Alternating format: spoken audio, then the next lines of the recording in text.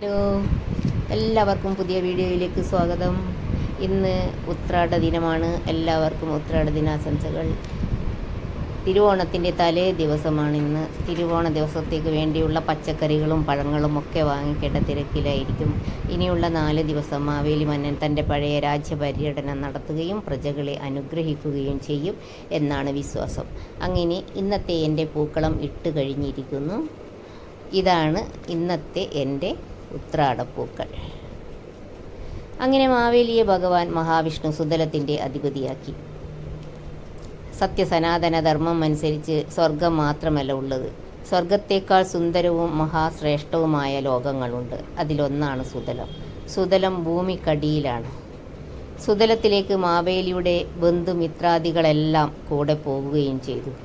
മാത്രമല്ല, സുതലത്തിൽ മഹാവിഷ്ണുവിൻ്റെ കടാക്ഷവും മഹാബലിക്ക് എപ്പോഴും കിട്ടിക്കൊണ്ടേയിരുന്നു.